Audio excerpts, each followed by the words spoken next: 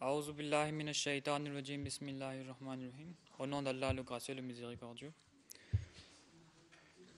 Je suis en train de parler depuis quelques émissions sur la véracité du Saint-Coran et pour prouver, je viens de prouver que le Coran est une révélation de Dieu et, et soi-disant que le Coran était un emprunt, et c'est ça que je suis aujourd'hui venu répondre, que le Coran n'est pas un emprunt. Et le premier argument qu'on a eu à présenter pour dire que le Coran était un emprunt, c'était l'histoire d'Iblis et d'Adam. Maintenant, le Coran relate l'histoire d'Iblis. Oui, le Coran relate l'histoire du Coran. Le Coran relate l'histoire d'Adam aussi. Il se peut que les livres d'avant aussi ont relaté ces histoires. Pourquoi? Je l'ai expliqué la fois passée que c'était une même source, c'est Dieu qui a révélé dans la Bible, le même Dieu est en train de révéler dans le Coran aussi. Maintenant, en ce qui concerne l'histoire d'Adam et Iblis, il faut d'abord comprendre que selon l'islam, selon le Saint-Coran, Adam n'est pas le premier homme sur la terre. Et je pense que la communauté musulmane Ahmadiyya, chaque fois qu'on passe à Studio 210, on a déjà eu à développer plusieurs fois sur ce thème. On a déjà eu à prouver comment est-ce que le Coran présente la création de l'humanité, comment est-ce que le Coran présente la création de l'univers. Maintenant, je ne vais pas m'attarder sur ça, présenter comment est-ce que le Coran parle de la création de l'humanité. Donc, juste pour comprendre que Adam n'est pas le premier homme, mais Adam serait maintenant le premier prophète envoyé de Dieu, la première personne venue maintenant de la part de Dieu. Donc l'homme existait déjà, mais Adam serait maintenant la première personne que Dieu va instaurer, que Dieu va envoyer pour qu'il prêche ou bien il répand la loi de Dieu sur terre. Maintenant, certes, la manière dont les chrétiens et les autres musulmans pensent de l'histoire d'Adam, la communauté musulmane Ahmadiyya, nous ne le pensons pas comme ceci. Pourquoi? Je vais l'expliquer. Le verset qui a été présenté pour l'histoire d'Iblis, soit disant que Iblis serait créé du feu. Le Coran dit Khalaqtani minan nar. Iblis dit que j'ai été fait du feu, donc il ne peut pas se prosterner devant Adam. Donc il ne peut pas suivre Adam parce que lui, il a été créé du feu. Et selon les chrétiens et selon les musulmans, Iblis serait un ange qui s'est révolté. Maintenant, ici, Dieu est en train de parler de la nature de l'homme. Par exemple, Dieu dit dans le Coran, Khalaqtani min nar, tu m'as fait du feu, tu m'as créé du feu. Ça, c'est Iblis qui dit. Mais il y a encore une autre place là où Dieu dit par rapport à Adam, Khalaqtahu min tin, je l'ai fait de terre. Et encore sur la création de l'homme, sur comment est-ce qu'il a été créé, Dieu dit encore Khuliqal insana min ajal. L'homme a été créé d'impatience. Encore Dieu dit encore Khalaqakum min dofin. Il vous a créé de la faiblesse. Maintenant, mettons le feu de côté, mettons la terre de côté. Si Dieu dit encore qu'il a créé l'homme d'impatience, maintenant montrez-moi la matière, un atome ou une molécule qui s'appelle impatience, qu'on peut dire que cette molécule représente l'impatience et tel homme a été créé par telle molécule appelée impatience. Non, cela veut dire que Dieu n'est pas en train de parler de la matière par laquelle l'homme a été créé, mais c'est la nature de l'homme. La nature de l'homme, c'est par rapport à ces termes qu'on va comprendre qu'il y a des fois l'homme est créé du feu, il y a des fois que l'homme a la nature du feu, il y a des fois l'homme a la nature de la terre, il y a des fois l'homme a la nature impatiente, et il y a des fois l'homme a la nature faible. Maintenant, pourquoi est-ce que Dieu parle du feu? Pourquoi est-ce que Iblis est fait du feu? Il faudrait d'abord comprendre que Iblis n'est pas une autre personne, n'est pas un ange ou n'est pas une autre créature que l'homme. Iblis, c'est un homme. Tout comme Adam aussi, c'est un homme. Pourquoi? Comme je l'ai dit, il y a déjà les hommes sur terre. Adam vient maintenant avec un message de Dieu.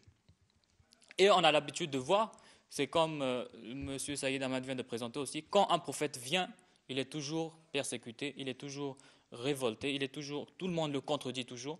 Et là, Iblis, c'est celui qui va maintenant se poser, c'est celui qui va venir contre Adam. Celui qui va venir contre Adam, c'est Iblis. C'est lui qui va maintenant dire que moi, je suis fait de feu, donc j'ai plus de pouvoir et j'ai plus de facilité à vivre la manière dont je vis, mais en te suivant, il y a certaines choses que je serais obligé de ne plus faire. Par exemple, l'orgueil. Le feu, c'est l'orgueil. C'est ce qu'on voit. Même aujourd'hui, on utilise souvent ces termes. Si quelqu'un se met en colère, tu chauffes. On va jamais dire, ça ne voudra pas dire qu'il monte à 100 degrés, non.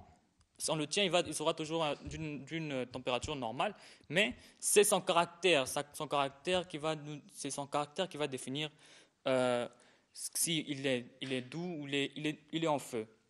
Maintenant, pourquoi est-ce que Adam maintenant il est fait de terre? Adam est fait de terre. La terre, comme on le sait, la terre, elle est labourable. On peut la maler, on peut planter, ça pousse. Donc la terre, c'est comme la douceur. La terre, c'est comme l'obéissance. On dit à la terre de faire pousser, ça pousse. Voilà pourquoi Dieu a présenté Adam comme créé de la terre, celui qui obéit à Dieu, et Iblis, créé du feu, celui qui refuse, celui qui a été orgueilleux. C'est même dans un verset, Iblis dit, Dieu dit pour Iblis, Abba wastakbara, il a renié et il a fait le takabbur, il a fait de l'orgueil. C'était juste après qu'ils disent que j'ai été créé du feu. Cela signifie que le feu qui est mentionné ici, ce n'est pas un feu physique, mais un feu plutôt de nature, de caractère d'Iblis. Maintenant, c'est pour répondre aussi que cette histoire n'est pas un mythe, parce que si on le prend à terre à terre, ça devient un mythe. Mais il faudra comprendre que ce n'est pas un mythe. Si on le comprend autrement, ce ne sera pas un mythe. Maintenant, pourquoi est-ce qu'il faudra interpréter comme ceci? C'est parce que Dieu, quand il révèle pas que ce n'est pas une histoire qu'il est en train de raconter. Il révèle pour que vous compreniez. Il révèle pour dire l'essentiel. Dieu ne va pas se mettre à raconter tout ce qui s'est passé de la création jusqu'à aujourd'hui. On va mettre des milliers de livres, ça ne va pas finir. Donc Dieu révèle juste l'essentiel. Et l'essentiel dans l'histoire d'Adam et Ève, c'était qu'il y avait un peuple qui a suivi Adam, c'est eux qui étaient faits de terre, et il y avait un autre peuple qui avait suivi Iblis, c'est eux qui étaient faits de feu. Donc les peuples qui ont suivi Adam sont obéissants, et les peuples qui ont suivi Iblis sont de feu. Maintenant, on peut aussi se poser la question, mais Dieu parle des croyants et des non-croyants aussi, des kafirs.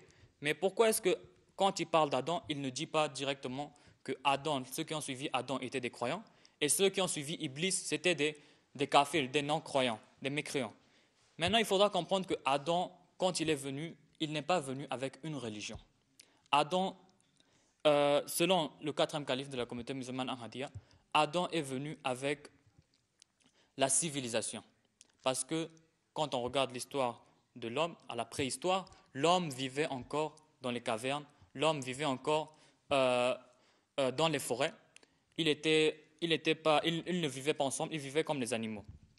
Maintenant, c'est Adam qui est venu pour dire à ces gens de se regrouper, de vivre ensemble. Et c'est ça que Iblis, ceux qui ont suivi Iblis, ceux qui n'ont pas voulu accepter Adam, c'est ça qu'ils ont dit que mais tu nous mets sur une plaine, or qu'on avait la possibilité de nous cacher dans les montagnes, et toi tu nous mets sur une plaine là où on est maintenant, tu nous mets dans un village là où maintenant on est à vue d'œil de tous les prédateurs et tous les animaux qui vont nous pourchasser. Et c'est pour cela que Iblis a refusé de suivre Adam. Adam n'a pas amené une religion, mais c'était plutôt un message de civilisation. Et maintenant, quand on fait nos recherches aussi, la première civilisation qui s'était installée autour aujourd'hui de l'actuel Irak, et Saoud. Et quand on regarde aussi, Adam était venu environ ces années-là. Parce qu'il n'est pas venu avec une très grande civilisation directement. C'est sûr que la civilisation a pris de l'ampleur après.